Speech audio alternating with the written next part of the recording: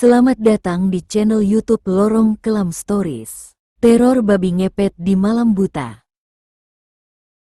Di antara rimbunnya perkebunan kopi yang membentang luas bak permadani hijau, tersembunyi sebuah desa kecil yang tenang, Desa Harapan.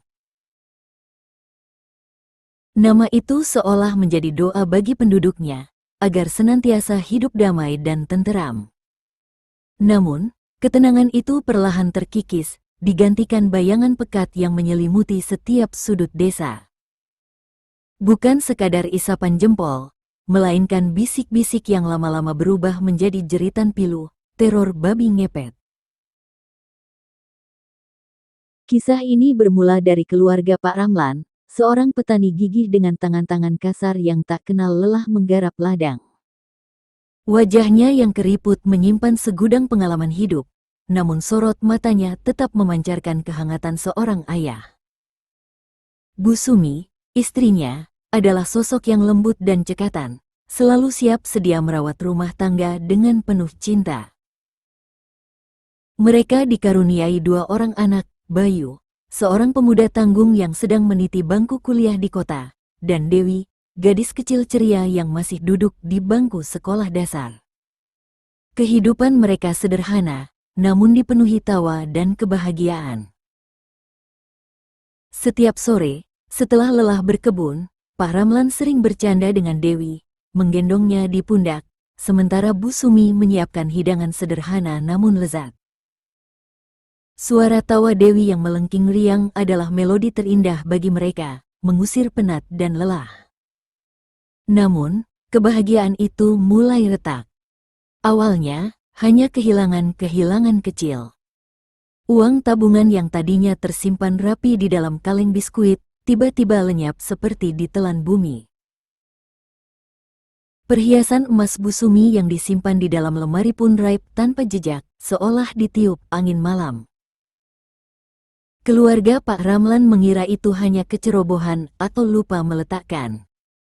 Namun, kejadian itu terus berulang, menorehkan kerutan cemas di dahi mereka. "Pak, apa kita harus pindahkan saja uangnya ke bank?"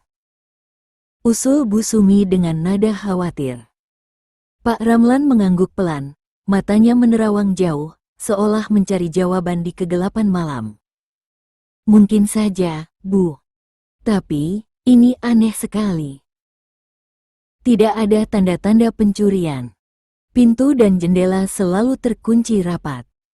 Kecurigaan itu semakin menebal ketika beberapa tetangga juga mengalami hal serupa. Uang tabungan yang hilang, perhiasan yang lenyap, bahkan hasil panen yang baru saja dikumpulkan pun raib dari lumbung. Bisik-bisik tentang babi ngepet mulai berembus kencang, bagai hembusan napas iblis yang menyesakkan. Puncaknya terjadi suatu malam yang mencekam.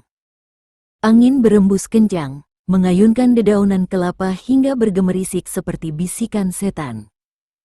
Hujan turun rintik-rintik, menambah kelabu suasana. Pak Ramlan dan Bu Sumi sudah terlelap, sementara Dewi tertidur pulas di kamar sebelah. Tiba-tiba, terdengar suara gaduh dari dapur. Suara seperti barang pecah, disusul decitan pelan, seolah ada sesuatu yang mengendap-endap. Pak Ramlan terbangun dengan jantung berdebar kencang. Ia mencoba menenangkan diri, mengira itu hanya tikus. Namun, naluri seorang ayah menjerit, menyuruhnya untuk memeriksa. Perlahan, ia melangkah menuju dapur, tangannya memegang erat sebilah golok yang selalu ia letakkan di bawah bantal. Cahaya rembulan yang menembus celah jendela memecah kegelapan dapur. Samar-samar, Pak Ramlan melihat sesosok bayangan hitam bergerak cepat di dekat lemari makanan. Bayangan itu kecil, bungkuk, dan bergerak dengan lincah. Jantungnya bergemuruh, darahnya berdesir dingin. Ia nyaris berteriak saat melihat bentuk bayangan itu, seekor babi hitam pekat, dengan mata merah menyala, sedang mengais-ngais isi lemari. "Astagfirullah," desis Pak Ramlan, suaranya tercekat di tenggorokan. Babi itu tersentak, menoleh dengan tatapan buas. Mata merahnya seolah menembus jiwa, membekukan darah Pak Ramlan. Tanpa menunggu, babi itu melesat keluar dari dapur, menghilang ditelan kegelapan malam. Pak Ramlan lemas, lututnya terasa seperti jeli. Bu Sumi yang mendengar kegaduhan, segera menyusul, wajahnya pucat pasi. "Ada apa, Pak? Ada apa?" tanyanya panik. Babi. Babi hitam." Pak Ramlan tergagap, menunjuk ke arah pintu dapur yang terbuka lebar. Keesokan harinya, berita tentang kemunculan babi hitam di rumah Pak Ramlan menyebar bagai api di padang ilalang. Penduduk desa semakin yakin, itu adalah babi ngepet. Ketakutan mulai merajalela, menguasai setiap hati. Anak-anak dilarang bermain di luar saat senja, pintu dan jendela rumah dikunci berlapis-lapis, dan setiap malam, warga desa berjaga secara bergantian, membawa obor dan senjata seadanya. Bayu, yang sedang berlibur di desa, turut merasakan ketegangan itu. Ia yang mulanya tidak percaya tahayul, mulai merasakan aura aneh yang menyelimuti desa. Wajah-wajah penduduk yang biasanya ceria kini dipenuhi kecemasan. Mata mereka sering menatap kosong ke kejauhan, seolah menunggu serangan tak kasat mata. "Kita harus mencari tahu, Yu," ujar Pak Ramlan pada Bayu suatu pagi, suaranya syarat keputusasaan. "Kalau dibiarkan terus, kita bisa habis." "Tapi bagaimana, Pak? Kita tidak tahu siapa pelakunya," balas Bayu, merasa tak berdaya. Malam-malam berikutnya menjadi semakin panjang dan menegangkan. Setiap desiran angin, setiap suara jangkrik, seolah adalah pertanda. Dewi yang biasanya ceria, kini menjadi pendiam. Mata bulatnya sering terlihat sembab, sisa-sisa tangis yang tak tertahankan. Ia sering terbangun di tengah malam, menjerit ketakutan, mengaku melihat bayangan hitam melintas di jendela kamarnya. Kondisi ini membuat Bu Sumi semakin khawatir. Ia sering memeluk Dewi erat-erat, membisikkan doa-doa penenang, meski hatinya sendiri diliputi keresahan yang tak kalah hebat. Keluarga Pak Ramlan, yang dulunya adalah oase kebahagiaan, kini diselimuti mendung hitam. Bayu, yang berbekal ilmu pengetahuan dari kota, mencoba mencari informasi tentang babi ngepet dari berbagai sumber. Ia membaca buku-buku lama, bertanya kepada sesepuh desa, dan mencari artikel di internet. Ia menemukan beberapa petunjuk. Konon, babi ngepet adalah jelmaan manusia yang melakukan pesugihan, dan untuk melihatnya, seseorang harus telanjang dan memegang lilin. Namun, petunjuk itu terlalu mengerikan untuk dilakukan. Suatu sore, saat ia sedang membersihkan kandang ayam, Bayu menemukan sesuatu yang janggal. Di sudut kandang, tergeletak sehelai kain hitam yang lusuh, berbau amis dan anyir. Ada beberapa helai rambut kasar yang menempel pada kain itu, mirip dengan bulu babi. Jantung Bayu berdegup kencang.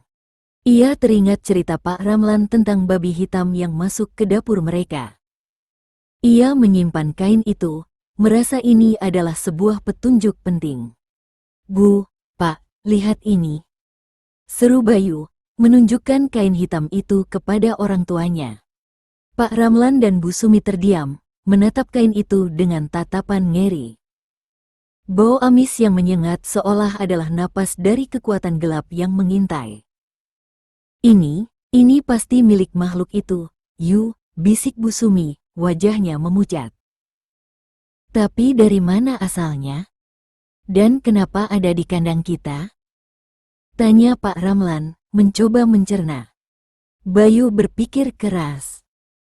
Ia teringat cerita-cerita tentang pesugihan babi ngepet yang mensyaratkan pelakunya untuk menyimpan benda-benda tertentu, seperti bulu atau sisa kulit babi, sebagai medium. Kain itu bisa jadi adalah kunci untuk mengungkap siapa pelakunya. Kondisi desa semakin memburuk. Warga yang tadinya hanya curiga, kini mulai menunjuk jari. Saling tuding dan fitnah tak terhindarkan, merusak tatanan sosial yang selama ini terjaga. Beberapa keluarga bahkan mulai berencana meninggalkan desa, mencari perlindungan di tempat lain. Melihat kondisi yang semakin genting, Bayu teringat saran dari salah satu tetangganya yang saleh untuk mencari pertolongan kepada Ustadz Hasan, seorang tokoh agama yang disegani di desa sebelah. Ustadz Hasan terkenal dengan kearifan dan keilmuannya dalam syariat Islam. "Pak, Bu, bagaimana kalau kita ke Ustadz Hasan? Siapa tahu beliau bisa membantu," usul Bayu. Pak Ramlan dan Bu Sumi saling berpandangan. Harapan kecil mulai menyala di mata mereka yang redup.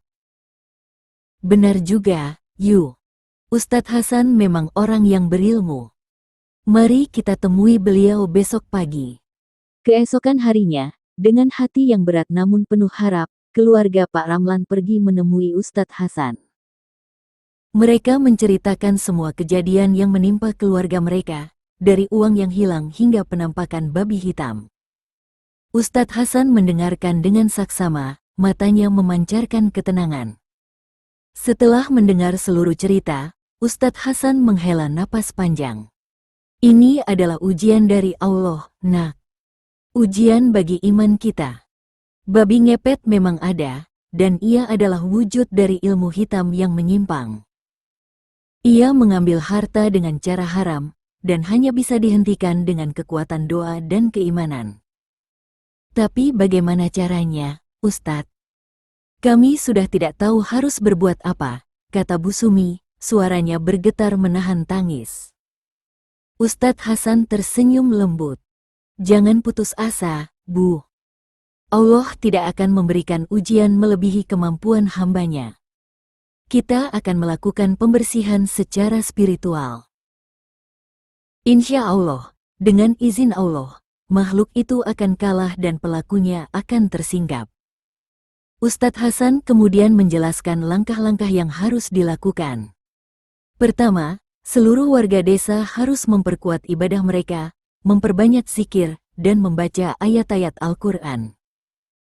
Kedua, mereka harus melakukan doa bersama, memohon perlindungan kepada Allah dari segala bentuk kejahatan. Ketiga, Ustadz Hasan akan memimpin ruqyah syariah di beberapa rumah yang paling sering menjadi sasaran, termasuk rumah Pak Ramlan. "Ingatlah, kekuatan terbesar kita adalah keimanan dan keyakinan kepada Allah," pesan Ustadz Hasan. "Jangan biarkan ketakutan menguasai hati kalian. Semakin kita takut, semakin kuat pengaruh syaitan." Malam pembersihan tiba. Udara terasa dingin, namun hati setiap penduduk desa Harapan memancarkan kehangatan iman. Mereka berkumpul di musola desa, berzikir bersama, menggemakan nama Allah yang Maha Suci. Suara zikir dan lantunan ayat-ayat suci Al-Quran memenuhi seisi desa, mengusir kegelapan yang selama ini menyelimuti. Ustadz Hasan, ditemani beberapa santrinya, berkeliling dari rumah ke rumah, termasuk rumah Pak Ramlan. Mereka membaca ayat-ayat suci, memohon perlindungan, dan memercikkan air ruqyah di setiap sudut rumah. Aura spiritual yang kuat terasa memancar, seolah-olah membersihkan setiap energi negatif yang menempel. Ketika Ustadz Hasan membaca ayat-ayat ruqyah di rumah Pak Ramlan, suasana tiba-tiba menjadi tegang. Angin berembus kencang, menggoyangkan dedaunan di luar. Lampu-lampu berkedip-kedip, seolah ada energi tak kasat mata yang mencoba melawan. Dewi, yang duduk di pangkuan Bu Sumi, tiba-tiba menggigil hebat, matanya terpejam erat. Ustadz Hasan tidak gentar.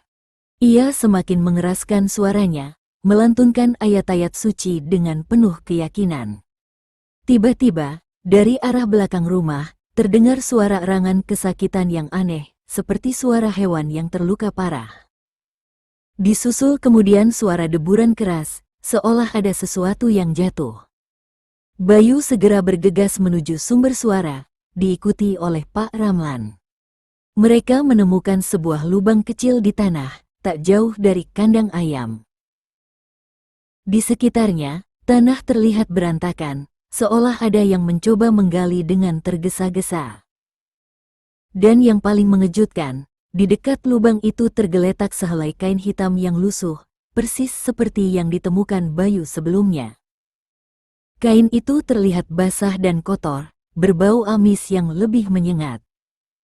Ustadz Hasan menghampiri, menatap lubang itu dengan pandangan tajam. Ini adalah pintu tempat ia masuk dan keluar, ujarnya pelan, namun penuh makna. Makhluk itu telah terusir. Insya Allah, teror ini akan berakhir. Keesokan paginya, seluruh warga desa dikejutkan oleh kabar tentang Pak Kartono, seorang tetangga yang selama ini dikenal ramah dan dermawan. Pak Kartono ditemukan tergeletak tak sadarkan diri di rumahnya, dengan kondisi tubuh yang lemas dan sekujur tubuhnya dipenuhi luka cakaran aneh. Wajahnya terlihat sangat pucat, seolah telah kehilangan banyak energi. Saat warga membantunya, mereka menemukan sebuah bungkusan kecil di bawah bantalnya.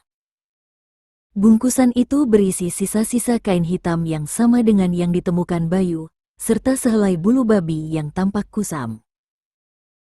Di dalamnya juga ada selembar jampi-jampi kuno yang ditulis dengan darah, dan beberapa lembar uang yang terlihat baru.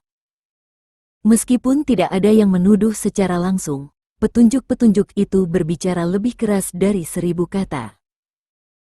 Keberadaan Pak Kartono yang tiba-tiba sakit parah, ditemukannya bungkusan benda-benda aneh, dan jejak-jejak yang ditinggalkan makhluk itu, seolah-olah adalah jawaban dari doa-doa yang dipanjatkan selama ini.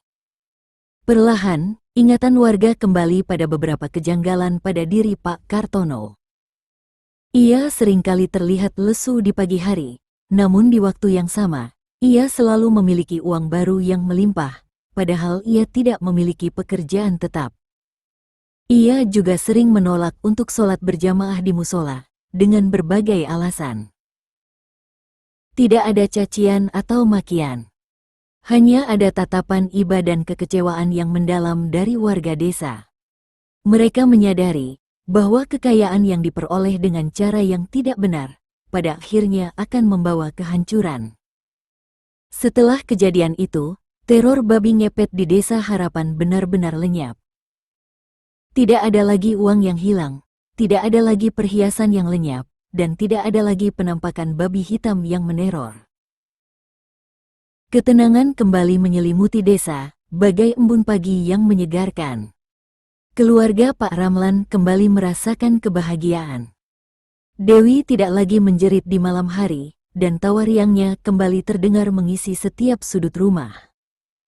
Mereka semakin bersyukur atas karunia Allah, dan semakin kuat keimanan mereka. Pak Kartono, setelah pulih dari sakitnya, tidak lagi terlihat di desa. Beberapa orang mengatakan ia pergi merantau, memulai hidup baru di tempat lain. Warga Desa Harapan tidak lagi membicarakan kejadian itu dengan penuh ketakutan, melainkan sebagai sebuah pelajaran berharga tentang pentingnya menjaga iman dan menjauhi godaan syaitan. Desa Harapan kembali menjadi desa yang damai, dengan penduduknya yang hidup rukun dan saling tolong-menolong. Pengalaman pahit itu telah mengukir sebuah pelajaran yang tak akan lekang oleh waktu, bahwa kekuatan sejati bukanlah pada harta benda atau kekuasaan, melainkan pada ketakwaan dan keyakinan kepada Sang Pencipta. Dan bahwa kebenaran, seberapa pun tersembunyi, pada akhirnya akan terkuak, bagai fajar yang menyingsing setelah malam yang panjang. Terima kasih sudah berkunjung di channel kami, Lorong Kelam Stories. Jangan lupa subscribe dan klik tombol loncengnya agar tidak ketinggalan cerita-cerita menarik lainnya. Sampai jumpa.